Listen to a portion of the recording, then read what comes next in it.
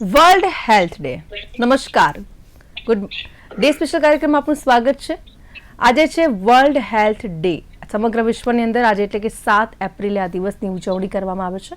ખાસ કરીને વાત કરીએ, દર વર્ષે 7 એપ્રિલના રોજ આ દિવસની ઉજવણી કરવામાં આવે છે. આ ઉજવણી કરવાનો એક જ હેતુ છે કે સ્વાસ્થ્ય પ્રત્યે લોકોની અંદર જાગૃતિ આવે. કારણ કે અત્યારે આપણે જોઈએ બધાની લાઈફ એટલી બિઝી હોય છે, ભાગ દોડ ભરી જિંદગી, જેને આપણે દોડધામ ભરી જિંદગી કહેતા હોઈએ છીએ. અને ખાસ કરીને આ બધાની વચ્ચે આપણે કેટલીક વખત ડિપ્રેશન આવી જતું હોય છે, એન્ઝાયટી ફીલ થતી હોય છે, ભાગ દોડ ભરી જિંદગી હોય છે, બિલકુલ કોઈની પાસે સમય નથી હોતો. પરંતુ આ બધાની વચ્ચે આપણે આપણા સ્વાસ્થ્યનું ધ્યાન રાખવું ખૂબ જ જરૂરી હોય છે. પરંતુ ક્યાંક આપણે એ ચૂકી જતા હોઈએ છીએ. તમે જુઓ કે કામનું ટેન્શન હશે, આર્થિક પરિસ્થિતિનું ટેન્શન હશે, ઘણા બધા ટેન્શન દરેકની લાઈફમાં હોય છે. પરંતુ આપણે સ્વાસ્થ્ય પ્રત્યે પણ એટલું જાગૃત રહેવું પડશે. કહેવાય ને કે પહેલું સુખ તે જાતે નર્યા.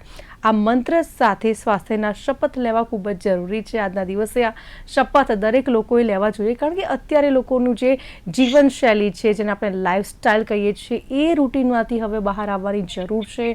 ક્યાંક કહેવાય ને કે આપણા સ્વાસ્થ્યની અને આપણા પરિવારના સ્વાસ્થ્યની જે ડોર છે ને, એ આપણા જ હાથમાં હોય છે. જો આપણે ફિટ હોઈશું તો બધા જ જે આપણે કહેવાય ને કે જીવનની અંદર જે ધાર્યું હોય છે બધું જ આપણે કરી શકીએ છીએ. પરંતુ આપણે ફિઝિકલી અને મેન્ટલી ફિટ હોવા જોઈએ. તો આજે વર્લ્ડ હેલ્થ ડે છે. ખાસ કરીને વાત કરીએ, વિશ્વ આરોગ્ય સંસ્થા એટલે કે WHO દ્વારા 1948માં આ દિવસની સ્થાપના કરવામાં આવી હતી ને ફાઇનલી 1950થી તેની સત્તાવાર ઉજવણી છે તે પણ શરૂ થઈ ગઈ હતી. તો આજ માટે આ દિવસની ઉજવણી કરવામાં આવે છે, જેથી કરીને સ્વાસ્થ્ય પ્રત્યે લોકોમાં જાગૃતિ આવે.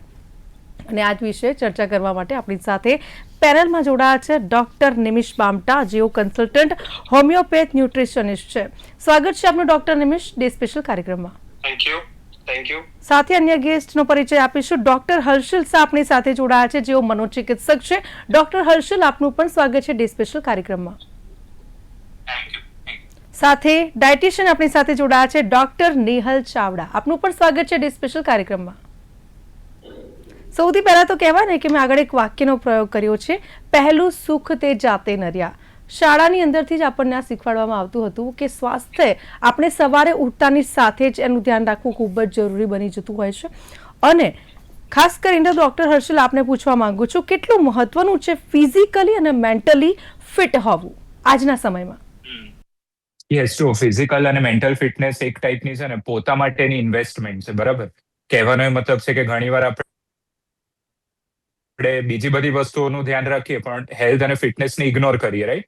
કન્સિડરિંગ કે એ કઈ બહુ મોટી વસ્તુ નથી. બટ જોવા જોઈએ તો તમે અગર ફિઝિકલી અને મેન્ટલી ફિટ રહેશો તો જ તમે તમારા બીજા ગોલ્સ અચીવ કરી શકશો. એટલે ફિટનેસનું ધ્યાન રાખવું is an investment in your own self.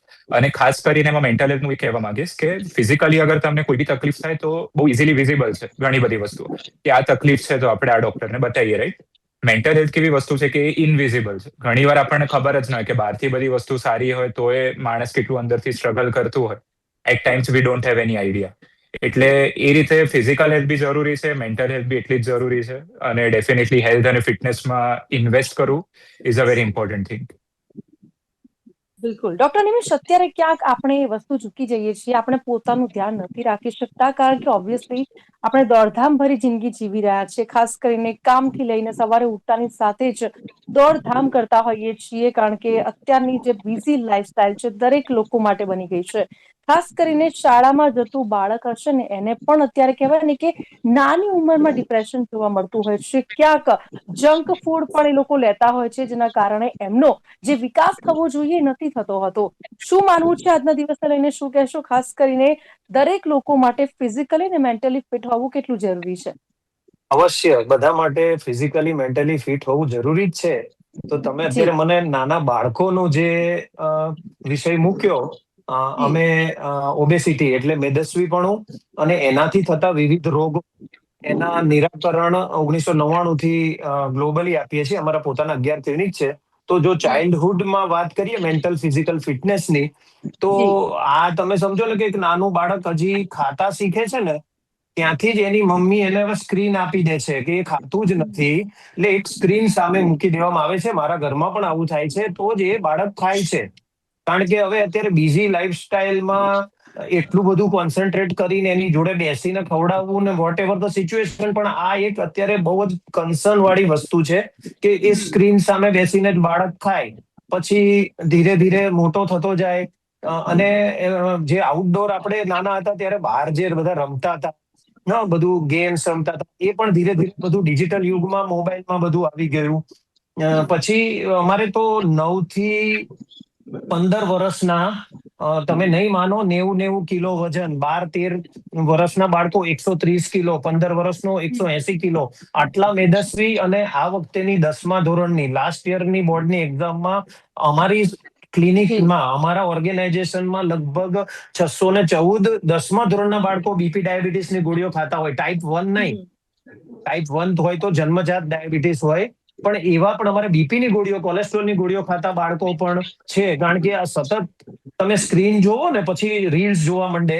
હમણાં મેં એક વિડીયો મૂક્યો હતો કે ઘણા બધા કન્ટ્રીમાં, અને આપણે ત્યાં કર્ણાટક સરકારે પણ 16 વર્ષથી નાના બાળકોમાં સોશિયલ મીડિયા બેન કર્યું છે. ઘણા બધા કન્ટ્રીમાં, ઓસ્ટ્રેલિયા, અમુક કન્ટ્રીમાં, મલેશિયા, જ્યાં 16 વર્ષથી નાના બાળકોને સ્ક્રીન અને આ સોશિયલ મીડિયામાં અમુક પ્લેટફોર્મ પર બેન મૂક્યો છે. એ જરૂરી છે, કારણ કે સાયકોલોજીસ્ટ સાહેબ છે ને હર્ષિલભાઈ, એટલા બધા ઇમોશન્સ અપ એન્ડ ડાઉન થાય. તમે કોઈક વસ્તુ રીલ્સ જોતા હોય ત્યારે તમારા Right. અમુક હેપી હોર્મોન્સ રિલીઝ થાય. હવે આ ઈરાનનું ને ઇઝરાયલનું ચાલે છે, તો એકદમ એ બધું જોવો તો ત્યારે તમને કંઈક જુદા વેવ્સ આવે, જુદી ફિલિંગ થાય, અને પછી એના કારણે પણ સાયકોલોજીકલ એટલું બધું ડિસ્ટર્બન્સ થાય. અને પછી એ સાયકોસોમેટિક ડિસઓર્ડર એટલે જ્યારે મનોસ્થિતિ બગડે ત્યારે પછી હોર્મોનલ કન્ડિશન, ઇમ્યુનિટી અને મેટાબોલિઝમ, આ બધું જ ડિસ્ટર્બ થઈ જાય. અને પછી મેન્ટલ, ફિઝિકલ હેલ્થ બગડી જાય. એટલે આ માધ્યમથી હું કહીશ બધા મા બાપને કે યાર, તમે આ સ્ક્રીન સાથે જમાડવાનું છે ને, એનું કંઈક બેરિયર તોડી નાખો. કારણ કે આ તો ચાલો એકદમ, હવે તારક મહેતા જોઈને મોસ્ટ ઓફ બાળકો, મારો બાળક પણ આવી ગયો, એ જમવા બેસે એટલે તારક મહેતા ચાલુ કરી દે છે. નાના બાળકોમાં બીજી કંઈક વસ્તુઓ દેખાડવામાં આવે છે. આનાથી કંઈક તો એ શું ખાય છે ને ખબર નથી. આપણે અત્યારે જીએલપી ને ઇન્જેક્શન આવી ગયા ઓબેસિટીના, મીન્સ એ ભૂખ જ્યારે ભૂખ લાગવી, પછી ભૂખનો સંતોષ થઈ જવો, આ બધા જે હોર્મોન્સ હોય, એ બધું તમે આ બધું રીલ્સ બીલ્સ જોતા હોય ને તો એ બધું રફે દફે થઈ જાય. એ બધા બિલકુલ. સરખા કામ ન કરે, એટલે તમે ટીવી જોતા જોતા જમો, કેટલું બધું જમાઈ જાય. જી ભૂખ જી જી જી પૂરી થઈ ગઈ છે તો પણ જમાઈ જાય. તો જી જી. આ કન્સર્નની વસ્તુ છે ને, આનું કંઈક સોલ્યુશન કરી દેવું જોઈએ. એ ઘરથી જ થાય, મા બાપે જ કરવું પડે, અને જી ફિઝિકલી ડોક્ટર બાળકોને નેહલ. એક્ટિવ રાખવા પડે. Sorry. Yes. It's okay. Doctor Nihal, as an dietitian એક સવાલ આપને પૂછવા માંગુ છું કે અત્યારે જે પ્રમાણે આપણે કહીએ ને કે મોસ્ટલી આપણે બહારનું જમતા હોઈએ છીએ, એમાં તમે હું આપણે બધા જ આવી ગયા, કારણ કે વીકેન્ડની અંદર હોય છે કેટલીક ફેમિલીનું કે બહાર જ જમવાનું, પરંતુ આ બધાની વચ્ચે આપણે બહારનું જમીએ છીએ, અને ખાસ કરીને ઇન્સ્ટન્ટ ફૂડ આપણા ઘરમાં પણ આપણે બનાવતા હોઈએ છીએ કે ભાઈ ઇન્સ્ટન્ટલી બની જાય, પરંતુ આ બધાની વચ્ચે ક્યાંક આપણે કહેવાય ને કે ખાવા પીવા ઉપરથી કંટ્રોલ ગુમાવી રહ્યા છીએ. આપણને પોતાને ખબર નથી હોતી કે આપણે કયા પ્રકારનું, કઈ ગુણવત્તાનું ભોજન જમી રહ્યા છીએ, કયા પ્રકારનું જે જંક ફૂડ છે તે ખાઈ રહ્યા છે. ખાસ કરીને અત્યારે એની ઉપરથી કંટ્રોલ લોકો ગુમાવી રહ્યા છે, જેના કારણે અત્યારે ઓબેસિટી, ખાસ કરીને જે પ્રમાણે ડોક્ટર નિમિષે વાત કરી છે, તો એ પ્રકારની પરિસ્થિતિ નાનપણથી જોવા મળતી હોય છે. ત્યારે એઝ એન ડાયટિશિયન આપ શું સજેસ્ટ કરો છો, કયા પ્રકારનું કંટ્રોલ દરેકની અંદર હોવો જોઈએ? કારણ કે ખાવા પીવાને લઈને અત્યારે બધા જ લોકો છે, તે મોટા ભાગે લોકો રેસ્ટોરન્ટમાં વીકેન્ડમાં તો એટલીસ્ટ જતા હોય છે. શું કહેશો? હા, આપણે છે ને નેશનલ ફેમિલી એન્ડ હેલ્થ સર્વે 5 છે અત્યારે રિલીઝ થયો હતો, એમાં બતાવ્યું છે જી. કે 79% ચિલ્ડ્રન છે એ આયર્ન ડેફિશિયન્ટ છે. અને અગર ફિમેલની વાત કરીએ તો 15 to 50 યરની જે વિમેન છે એ પણ આયર્ન ડેફિશિયન્ટ છે. તો જે આપણી ફૂડ હેબિટ છે ને એ બહુ અનબેલેન્સ થઈ ગઈ છે. આપણે high fat, high sugar, HFSS food વધારે પ્રમાણમાં લઈ રહ્યા છીએ. તો એ ફૂડ છે ને આપણે કટ ડાઉન કરવું જોઈએ. અત્યારે આપણે ક્યાંય પણ માર્કેટમાં જઈએ તો આપણને રેડી ટુ ગ્રેબ ફૂડ હોય તો એ પડીકા જ હોય છે. આપણે ક્યાંય પણ ટ્રાવેલિંગ કરતા હોઈએ કે કાંઈ પણ બહાર ગામ જતા હોય તો આપણે એવું વિચારીએ છીએ કે ઘરેથી કંઈ પેક લંચ કરીને નથી લઈ જવા, ત્યાંની કેન્ટીનમાં મળી જશે, અથવા તો ત્યાં આપણને કોઈ પણ જગ્યાએ બહાર આઉટલેટમાં મળી જશે. એટલે આપણે બહારના ફૂડ પર ડિપેન્ડેડ મોટા ભાગના હોઈએ છીએ. બાળકો પણ સ્કૂલ કેન્ટીનમાં જ ડિપેન્ડેડ હોય છે. અત્યારની મધર્સ પણ વર્કિંગ છે, ફાધર્સ પણ વર્કિંગ છે, ફેમિલી ન્યુક્લિયર થઈ ગયા છે, એટલે મમ્મી પાસે પણ કદાચ એટલો ટાઈમ નથી કે ઘરમાં સારું મીલ બનાવી શકે, તો એ લોકો સ્કૂલ જે કેન્ટીન પ્રોવાઈડ કરતી હોય એમાંથી જ ફૂડ લેતા હોય છે બાળકો.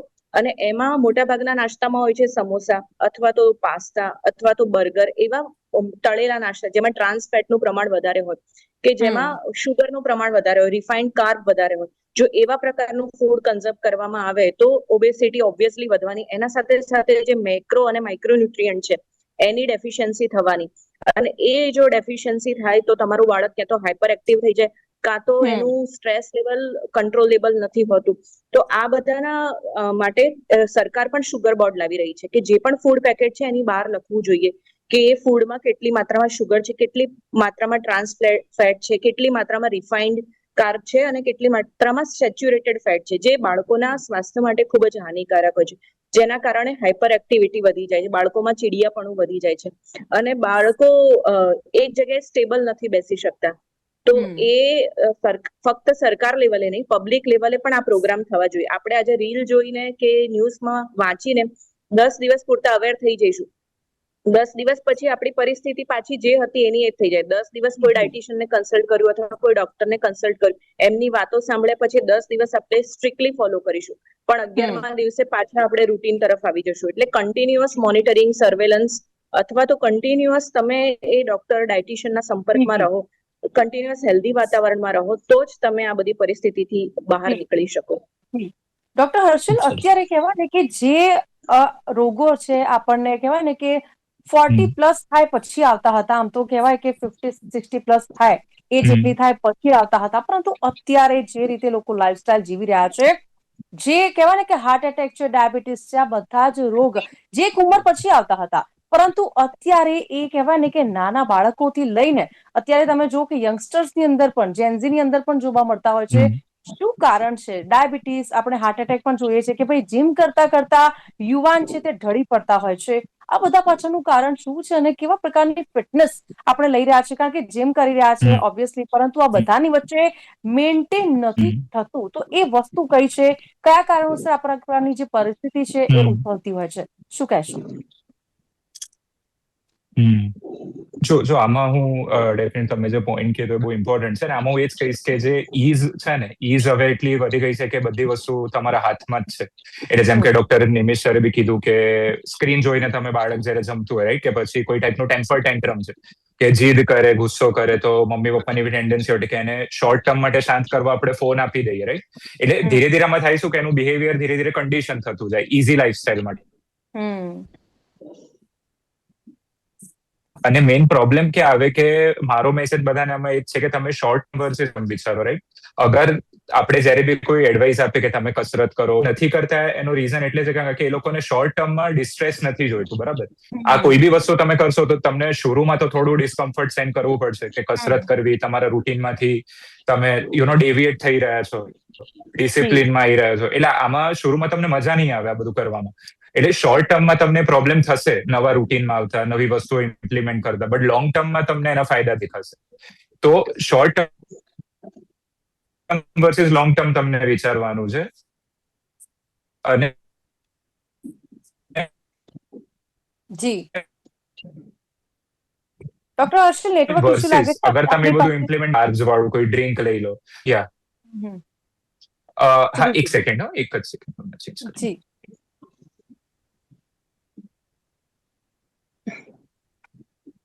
હેલો. જી ડોક્ટર હર્ષલ, યસ જી. હા, હવે બેટર. એટલે હું બસ એ જ કહેવા માંગુ છું કે આમાં તમે short term versus long term વિચારો ને, તો કેવું છે કે આ એક્સરસાઇઝ, મેડિટેશન, યોગા, આ બધું ઇમ્પ્લિમેન્ટ કરવામાં શોર્ટ ટર્મમાં તમને ડેફિનેટલી પ્રોબ્લેમ થશે, બટ લોંગ ટર્મમાં એનો ફ્રૂટ્સ દેખાશે, રાઈટ. જ્યારે જંક ફૂડ ખાઈ લેવું, ફોન જોઈ લેવો, કંઈક સ્વીટ્સ ખાઈ લેવા, એમાં શું પ્રોબ્લેમ થાય કે તમને શોર્ટ ટર્મમાં તમને સારું લાગે, આપણને થાય ચલો મને નથી ગમતું, કંઈક ખાઈ લઉં, રાઈટ. એટલે શોર્ટ ટર્મમાં you are feeling good, but long ટર્મમાં કેવું થાય, તમારી હેલ્થ કોમ્પ્રોમાઇઝ થાય અને નવા પછી મેડિકલ કોમોર્બિડિટીઝ આવે. એટલે હું તમને એ જ કહીશ કે બિહેવિયર તમારો જે ચેન્જ કરવો હશે તો શોર્ટ ટર્મમાં ડિસ્ટ્રેસ તમને થશે, બટ ઓવર ધ ટાઈમ તમે એનાથી અકસ્ટમ થઈ જશો અને કન્ડિશન્ડ થઈ જશો. એટલે એક્સરસાઇઝ, યોગા, મેડિટેશન, ડાયટમાં ધ્યાન રાખવું, discipline, that is very essential, because longer રનમાં તમને એના ફ્રૂટ્સ દેખાશે. 100%. બિલકુલ સાચી વાત કહી ડોક્ટર હર્ષલ. જે રીતે કહેવાય ને કે કેટલાક અંશે સાચું છે, ઘણા એવા કહેવાય ને કે કમિટમેન્ટ આવતા હોય છે કે ભાઈ કેવી રીતે સમય કાઢવો, સમય જ નથી મળતો. આખું બિઝી લાઈફસ્ટાઈલ છે, યોગા કરવાનો સમય નથી મળતો, એક્સરસાઇઝ કરવાનો સમય નથી મળતો, આવું પણ કેટલાક લોકો કહેતા આપે પણ સાંભળ્યા હશે. પણ પરંતુ અત્યારે આપણે કહીએ ને કે લોકો વર્કઆઉટ કરે છે, જીમ પણ કરે છે, આ બધાની વચ્ચે હવે સમય કાઢવો છે પણ મળતો નથી, એવું પણ ક્યાંક સાંભળવા મળે છે. અને કેટલીક માનસિક બીમારીઓ છે, જેમ કે ડિપ્રેશન છે, આપણે જોઈ શકતા નથી. એ માણસ કેટલો ડિપ્રેસ થઈ ગયો છે, અંદર મનમાં શું ચાલી રહ્યું છે, કે મનને શાંતિ નથી મળતી હોતી. તો હવે આવા વિકારોને દૂર કઈ રીતે કરી શકાય? હા, એટલે જો હું તો એવું જ માનું છું કે અગર કોઈ તમે તમારા હેલ્થ માટે ટાઈમ નથી મળતો, એક મિથ છે, અનલેસ તમે 24 કલાક કામ કરતા હો ત્યાં સુધી. બીકોઝ આમાં થાય કેવું કે જે લોકો એવું કહે છે ને કે એમને ટાઈમ નથી મળતો હેલ્થ માટે, એ લોકોનો તમે સ્ક્રીન ટાઈમ જોશો ને તો ખબર પડશે કે એકચ્યુઅલી જ્યાં ટાઈમ બગાડવાનો ત્યાં તો ટાઈમ બગડી જાય છે. એટલે એકચ્યુઅલી એમાં પ્રોબ્લેમ શું છે કે જ્યાં આપણે ટાઈમ બગાડીએ છીએ આપણે જોઈ જ નથી રહ્યા. એટલે અને કેવું થાય ઘણી વાર ઘણા લોકોની આવી આદત હોય કે ઘરે પહોંચીને એમને એમના ઝોનમાં આવી જાય ને પછી ફોન સ્ક્રોલ કર્યા કરે, રાઈટ? એટલે રાતે એમના કમ્ફર્ટ ઝોનમાં they keep scrolling phone for hours, બરાબર? કદાચ કલાક થઈ જાય, 2 કલાક થઈ જાય, અને પછી એમની સ્લીપ કોમ્પ્રોમાઇઝ થાય ને નેક્સ્ટ ડે પછી એમનો આખો હેક્ટિક થઈ જાય. એટલે એમને એવું લાગે કે ટાઈમ નથી. બટ સૌથી પહેલા તમે એ જ નોટ ડાઉન કરો કે ક્યાં ક્યાં ટાઈમ બગડે છે. અગર ખાલી ટાઈમ તમારો ક્યાં બગડે છે એ તમે એલિમિનેટ કરશો ને તો જ કેટલો ટાઈમ એમને તમને મળી જશે. અને જે તમે બીજી માનસિક તકલીફની એની વાત કરી, એ તો ડેફિનેટલી છે જ કે મેન્ટલ હેલ્થને લઈને આપણા સોસાયટીમાં સ્ટિગ્મા બહુ છે. કે ફોર એક્ઝામ્પલ, બીકોઝ આ બધી વસ્તુઓ વિઝિબલ નથી, ડિપ્રેશન, એન્ઝાયટી, માનસિક બીમારીઓ, રાઈટ? ઘણી વાર કેવું હોય કે ફિઝિકલી આપણે ના ખબર પડે કે આ ડિપ્રેશનમાં છે કે નહીં વ્યક્તિ. જેમ કે એક માઇનર ડિપ્રેશન થી જયારે કોઈ પાસ થાય છે, જેને ડિસ્થાઇમિયા કહેવાય અમારા લેંગ્વેજમાં, એમાં કેવું હોય કે ફંક્શનિંગ એમનું બહારથી બધું ઇન્ટેક્ટ જ હોય. એટલે એ વ્યક્તિ કામ પર બી જાય, ઊંઘે, ખાય, પીવે, ફેમિલી જોડે ઇન્ટરેક્ટ કરે, બધું જ કરે. બટ તો બી અંદરથી એને માઇલ્ડ લેવલનું ડિપ્રેશન હોઈ શકે. એટલે થાય કેવું કે હવે તમે અનલેસ એન્ડ અનટિલ એના માટે કોઈ સ્ક્રીનિંગ ના કરાવો કે ડાયગ્નોસિસ ના કરો, કોઈને અપ્રોચ ના કરો, ત્યાં સુધી આ બધી વસ્તુઓ થોડી ફિગર આઉટ કરવી અઘરી પડી જાય. અને એના કારણે આપણે ટ્રીટ નહીં કરીએ એટલે પછી એનો પ્રેવેલન્સ પછી ધીરે ધીરે વધતો જાય. અને જે તમે પેલી અનસર્ટન ડેથ્સ કીધી, તો ઘણી વાર કેવું થાય કે સ્ટ્રેસના કારણે કોર્ટિસોલ કરીને એક હોર્મોન હોય, બરાબર? તો કોર્ટિસોલ છે, બીજા અમુક બધા સ્ટ્રેસ હોર્મોન છે, એનું લેવલ કેવું થાય બોડીમાં વધતું જાય. અને એની ટેસ્ટ આપણે એટલા ઇઝીલી ના કરીએ કે ચલો આપણે કોર્ટિસોલ કરાઈએ કે આ કરાઈએ. એટલે થાય કેવું કે પછી એના જે સાઇન દેખાય ને અચાનકથી જ દેખાય, અને એનો રીઝન હોય સ્ટ્રેસ. એટલે આ બધા ફેક્ટર છે જે ક્યાંક ને ક્યાંક મળીને કામ કરે છે, ને એના કારણે થોડું અર્લી એજમાં પ્રોબ્લેમ્સ થઈ જાય. જી ડોક્ટર નિમિષ, રોજિંદા જીવનમાં જે સામાન્ય તણાવ આપણે અનુભવતા હોઈએ છીએ, એન્ઝાયટી પણ એક સામે આવ્યું છે, પરંતુ આ બધાની વચ્ચે હવે સામાન્ય તણાવ અને એન્ઝાયટી વચ્ચે શું તફાવત હોય છે? ખાસ કરીને ઘણા બધા લોકોની અંદર આપણે જોતા હોઈએ છીએ કે એન્ઝાયટી જોવા મળે છે ને તણાવ પણ એટલો જ ભર્યો હોય છે. તો હવે બંને વચ્ચેનો તફાવત શું? એટલે આમ હું જણાવી દઉં, વિષય હર્ષિલભાઈ નો થાય. Is qualified psychiatrist or right psychologist. એટલે હું મેટાબોલિઝમ, હોર્મોન્સ, ઓબેસિટી અને ઓબેસિટી ઇન્ડ્યુસ ડિઝીઝનો સચોટ ઈલાજ કરવા ટ્રાય કરું છું. હું પ્લીઝ હર્ષિલભાઈ, તમે anxiety thank you. Yes sir, thank you. Yes, જો એટલે જે તમે પેલું કીધું ને કે એન્ઝાયટી કે નોર્મલ માનસિક તણાવ અને એન્ઝાયટી ડિસઓર્ડર, બરાબર ને? તો મેઇન જો કોઈ બી માનસિક બીમારીમાં તમને પેલો તફાવત કરો ને, તો એક વસ્તુ એ જોવાનું કે તમારું ફંક્શનિંગ કેટલું અફેક્ટ થાય છે પહેલા તો, બરાબર? અને સેકન્ડ કે તમને લક્ષણો ફીલ થાય છે તો ક્યાં સુધી થાય છે. એટલે તમે સમજો કે અગર કોઈની એક્ઝામ આવી રહી છે, બરાબર? હવે એક્ઝામ આવી રહી છે તો એને મહિના પહેલા થોડી ટેન્શન ચાલુ થઈ જાય છે. હવે આ ટેન્શન કે આ ચિંતા છે ને એને હેલ્ધી એન્ઝાયટી કહેવાય. વાય? બીકોઝ એ થાય છે એટલે જે માણસ પ્રિપેર કરશે એક્ઝામ માટે, બરાબર? પછી એક્ઝામ જતી રહેશે એટલે એની એન્ઝાયટી જતી રહેશે, રાઈટ? એટલે ઇટ વોઝ ટેમ્પરરી, અને બહાર કઈક એવી વસ્તુ થવાની હતી એટલે એન્ઝાયટી થઈ રહી છે. સેમ એક્ઝામ્પલ કે કોઈનું બ્રેકઅપ થઈ જાય, કોઈની એક્ઝામમાં ફેલ થાય છે, ઇન્ટરવ્યુ સારો નહીં જતો, તો થોડો ટાઈમ એમને થોડી સેડનેસ રહે, એના પછી they recover and now they are normal, right? એટલે આ બધા જે હ્યુમન ઇમોશન કહીએ એને નોર્મલ છે, બીકોઝ એક્સટર્નલ સ્ટ્રેસ એવું હતું જેના કારણે એવા ઇમોશન થયા. વર્સિસ ડિસઓર્ડરનો મતલબ કેવું છે કે એક તો તમારું ડિપ્રેશન અગર વધારે પડતું જ લંબાઈ જાય, જેમ કે અમારી ડાયગ્નોસ્ટિક ક્રાઇટેરિયા હોય DSM-5, એના પ્રમાણે 14 દિવસ કરતા વધારે, બરાબર? કે 15 દિવસ થઈ ગયા, 20 દિવસ થઈ ગયા, મહિનો થઈ ગયો, અને તમારી ઉદાસી એવી ને એવી જ છે, અને આખો દિવસ છે, બરાબર? ક્યાં તો તમારી ચિંતા, ગભરામણ એવી છે જે આખો દિવસ રહે છે, અને તમને જે બધી વસ્તુઓ કરવી ગમતી હતી એમાંથી તમારો રસ જતો રહ્યો છે, રાઈટ અને એ વસ્તુ તમે કરો તો બી તમને ખુશી નહીં થતી, તો બી તમારી ચિંતા નથી સોલ્વ થતી. અને એની જોડે જોડે કેવું છે કે તમારી ઊંઘ, ખાવાનું, weight loss, weight gain, routine functioning, કામ બધું અફેક્ટ થતું હોય ને ત્યારે આપણે એને ડિસઓર્ડર યુઝ્યુઅલી લેબલ કરીએ. અગર એવું છે કે થોડો ટાઈમ તમે ઉદાસ છો, નેક્સ્ટ ડે તમે સારું ફીલ કરો છો, તો એને ડિસઓર્ડર ના કહેવાય, that is normal human emotion. એટલે મેઇન ડિફરન્સિએશન આ હોય છે. બિલકુલ. ડોક્ટર નેહલ, જે રીતે અત્યારે કહેવાય ને કે ઘણા બધા લોકો ડાયટ પણ ફોલો કરતા હોય છે, પરંતુ ક્યાંક યોગ્ય ડાયટ ફોલો કરવામાં નથી આવતું, જેના કારણે એમને કેટલીક કમ્પ્લેન્ટ્સ રહે છે કે ભાઈ મારું વેટ લોસ નથી થઈ રહ્યું. આ સાથે કેટલીક કહેવાય ને કે પ્રોબ્લેમ્સ પણ થતી હોય છે, જેમ કે જે રીતે ડાયટ આપવામાં આવ્યું હોય છે તેમાં કંઈક બાંધછોડ કરવામાં આવતી હોય છે. તો ડાયટને લઈને શું કહેશો? કયા પ્રકારનો ખોરાક છે તે સામાન્ય વ્યક્તિએ લેવો જોઈએ, ખાસ કરીને જીમ કરતા જે લોકો છે, જે ડાયટ ફોલો કરતા હોય છે પરંતુ યોગ્ય ડાયટ ફોલો નથી કરતા હોતા, તેમને લઈને શું કહેશો? આજકાલ તો એક ટ્રેન્ડ ચાલી રહ્યો છે કે આપણે એક વોટ્સઅપ યુનિવર્સિટીના બધા સદસ્યો છે એમાં ભણતા હોય છે. તો વોટ્સઅપમાં તો આપણે ગમે તે ન્યૂઝ આવતા હોય છે, એમાં ગૂગલમાં કે યુટ્યુબના વિડીયોઝ હોય છે કે જે કોઈ ધારો કે હું વ્યક્તિ છું અને મારો વેટ લોસ થયો છે, તો એ મારી વેટ લોસ જર્ની મેં ગૂગલ પર મૂકી દીધી છે અથવા યુટ્યુબ પર મૂકી દીધી છે. એ જોઈને આખું એક જનરેશન છે એને ફોલો કરવા માંડે છે. હવે તમારા મેડિકલ સાયન્સ પ્રમાણે મને જે યોગ્ય આહાર હોય એ જરૂર નથી કે તમારા માટે પણ એ યોગ્ય આહાર હોય. દરેકની લાઈફસ્ટાઈલ અલગ છે, દરેકનું વર્કિંગ પેટર્ન અલગ છે, દરેકના હોર્મોન અલગ છે. તો દરેક પ્રમાણે એમની એક ગાઈડલાઈન બનાવેલી છે. ICMR દર 10 વર્ષે એક ડાયટરી ગાઈડલાઈન બહાર પાડતું હોય છે અને એને રિકમેન્ડેડ ડાયટરી ગાઈડલાઈન કહેવાય છે. એના એકોર્ડિંગ જો સેડેન્ટરી લાઈફસ્ટાઈલ વાળી વુમન છે તો એમને 1600 કેલરીની જરૂર છે, અને અગર મોડરેટ લાઈફસ્ટાઈલ છે તો એમને 2100 જેટલી કેલરી જરૂર છે. ઇવન મેલ છે, મેલ અને ફિમેલની પણ ડાયટરી રિક્વાયરમેન્ટ અલગ હોય છે. મેલ માટે જો સેડેન્ટરી મેલ છે તો એને 2100 કેલરીની જરૂર છે. અગર એ જીમ જાય છે તો એની ડાયટરી રિક્વાયરમેન્ટ 2800 જેટલી થઈ જાય. અગર એથ્લીટ છે તો એની ડાયટરી રિક્વાયરમેન્ટ અલગ થઈ જાય. પણ આપણે ત્યાં જીમ જવા વાળા લોકો મોટા ભાગે પ્રોટીન ઉપર ડિપેન્ડેડ હોય છે, અને એ પ્રોટીન કઈ ક્વોલિટીનો હોય છે ખબર નહીં. મોટા ભાગે પ્રોટીનમાં સ્ટીરોઇડ ને એવું હોય છે. તો ટેમ્પરરી તમારું મસલ ગેઇન થઈ જાય. જેવું તમે જીમ છોડો કે જેવું તમે એ લેવાનું બંધ કરો તો તમારા મસલ એકદમ વીક થઈ જાય છે. મોટા ભાગના લોકોને એવું થતું હોય છે કે અમે પ્રોટીન રીચ લઈએ છીએ તો અમારા મસલ ડેવલપમેન્ટ સારું થાય, પણ આપણને ખબર નથી કે આપણી માટે કેવું પ્રોટીન જરૂરી છે. વે પ્રોટીન જરૂરી છે, પ્લાન્ટ બેઝ પ્રોટીન જરૂરી છે. આપણા કલ્ચર પ્રમાણે, આપણી લાઈફસ્ટાઈલ પ્રમાણે આપણો ડાયટ હોવો જોઈએ. કોઈ પણ બ્લાઇન્ડ ટ્રેન્ડને આપણે ફોલો ના કરવા જોઈએ. અને જે પેલા ડિટોક્સ ડાયટ કે કોઈ પણ વેટ લોસ ડાયટમાં ઓછી કેલરીમાં 10 દિવસના મેનુ તમારી પાસે આવી જાય છે કે 10 દિવસ તમે ફક્ત ખાલી સલાડ લો કે 10 દિવસ ફક્ત ડિટોક્સ વોટર લો અને તમારું વેટ લોસ બહુ સરસ રીતે થઈ જશે. પણ એ બધા માટે સારું નથી હોતું. કોઈક એવી ક્રોનિક કન્ડિશન છે અને એમના માટે કોઈ આ ડાયટ પ્રિસ્ક્રાઇબ થયું છે, અથવા તો કોઈ પર્સનને સ્પેસિફિક જરૂરિયાત હતી ને એમના માટે પ્રિસ્ક્રાઇબ થયું છે, તો એ જરૂરી નથી કે તમારા માટે જ હોય. જે ડાયટરી ગાઈડલાઈન છે એ બધા માટે એપ્લિકેબલ છે, પણ પર્સનલાઇઝ ડાયટ હોવો જોઈએ દરેક વ્યક્તિ વાઇઝ.